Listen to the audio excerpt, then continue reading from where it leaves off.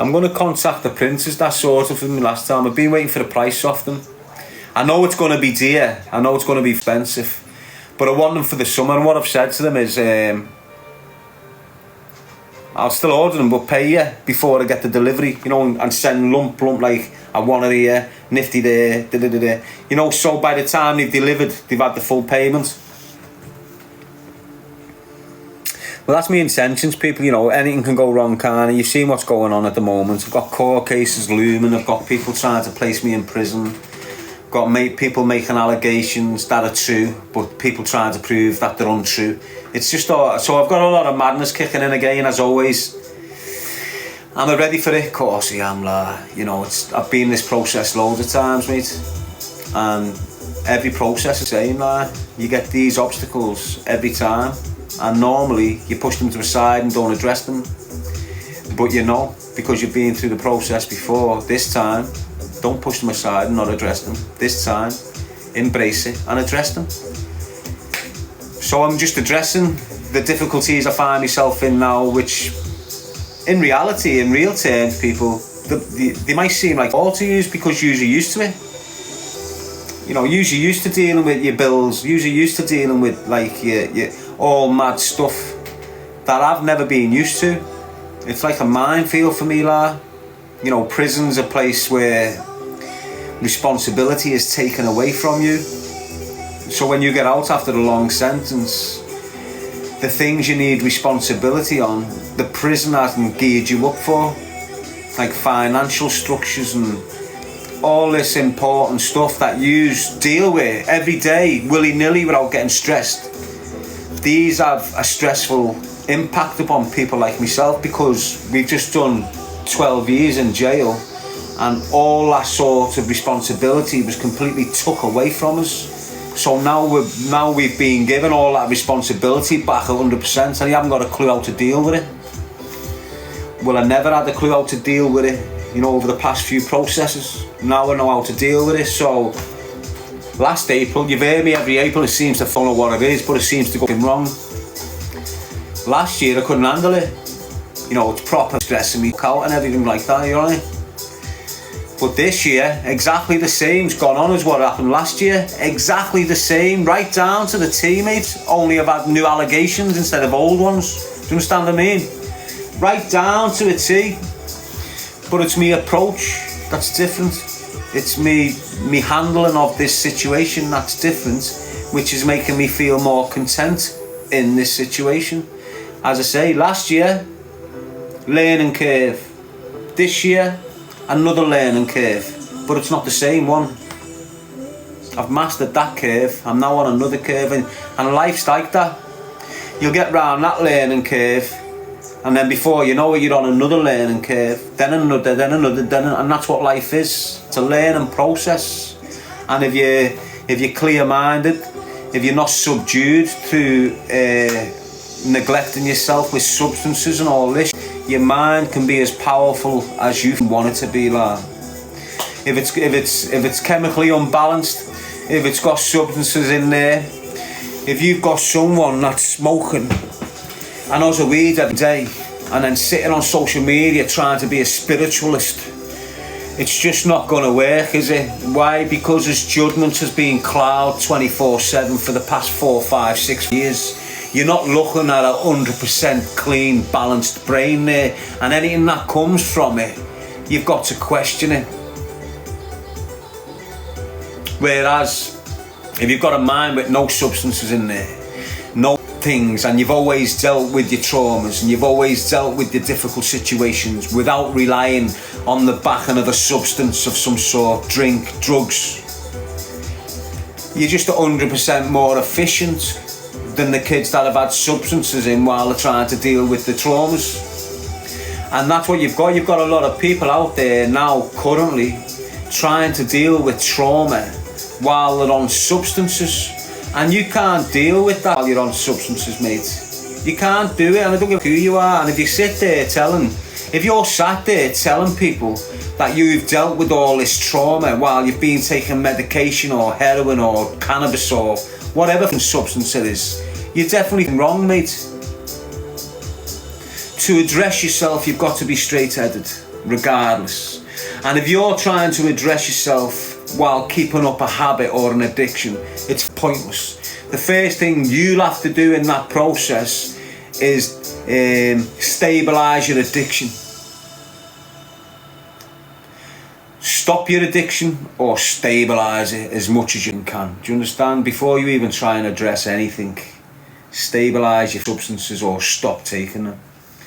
If you're still taking them, if you still don't even go into that process of trying to recover from traumatic situations in your life, because you won't do it. You won't do it. You're not recovering. Why aren't you recovering? Because when you go on that recovery, you're going to go through a lot of pain. You're going to go through a lot of that's going to reopen wounds that you've covered over and all this. And the first thing you're going to do when them wounds get heavy for you and you're feeling really heavy about it, the first thing you're going to do is turn to your substance instantly. And that'll just write any sort of recovery process you've just done. Do you understand? You've got to go in to like a recovery sort type process, clear minded like that. Otherwise you're never going to do it. You'll always be in recovery. You'll always have the urge to return because you haven't addressed the situation off substance. If you're addressing mad in your life with substances, you're never going to fix them. Ever. Never. They're always going to have a long lasting depression upon you. Not impression, depression.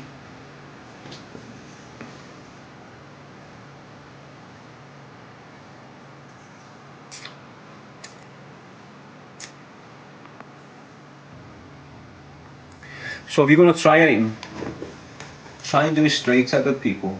You know, try and approach it with a clear mind. Because if you haven't got a clear mind, you're not going to see clearly. And it doesn't matter how hard you try. It doesn't matter how much you convince yourself that you're seeing the situation the way it is here. The substances are preventing you from grasping exactly what's going on there. So to address it, you need to come away from the substances, mate. And I know that's a task in itself, isn't it? The only way you start coming away from your substances, people, and I'll tell you this now, is when you start loving yourself again. Honest. The majority of the people that have addictions is because they're hating on themselves and they haven't loved themselves for ages and ages and ages now. And that's what got my brother off crack. Me speaking like that to him about loving himself. And it stopped him on the crack, got him off the crack, got him off everything, sat down with him. I'm speaking about Danny. I was gutted when Danny ended up on the crack. He was about 13 or 14 when he ended up on the crack. But because he was one of them kids that no one wanted to be around, because he was loud and volatile, he had no mates, he was very lonely, kicked out of school. He had no one, so he started mixing with the older lads who were smackheads and crackheads. A year or two around them, there you go, he's licking stone. And it ruined me, mate. Ruined me, lad. And then he forced Stephen to have a lick. And then there you go. Danny forced Stephen to have a lick of crack. Forced him. His younger brother, mate. And then Stephen's on crack then. Just doing crazy around the city. Ruined me, you know. I'm seeing my brothers on crack. Does me head in, lad, every time I think about it.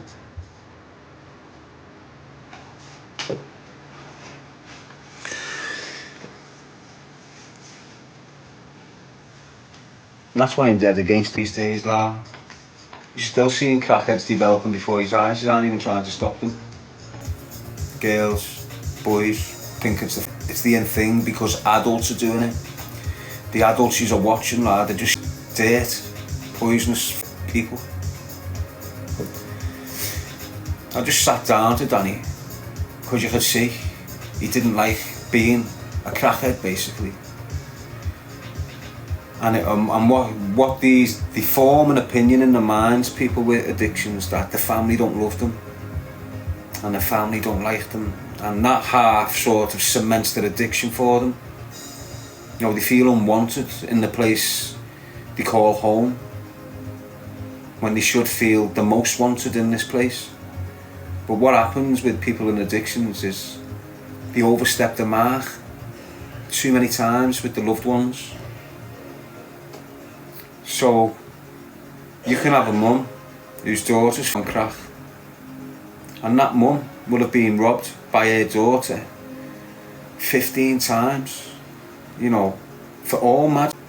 You know, a wedding ring of the husband give her that's dead now. A daughter's robbed it, being forgiven. A purse, being forgiven. This, forgiven. That, forgiven.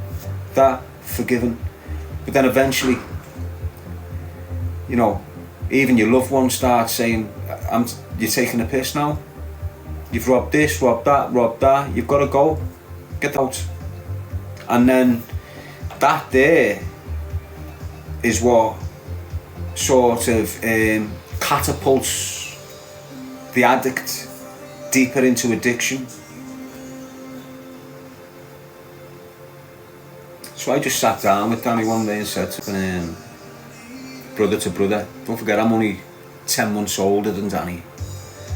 So it was like a kid speaking to a kid, like a brother speaking to a brother, basically. And I just had to explain to him, like, we can scream and shout that we love you.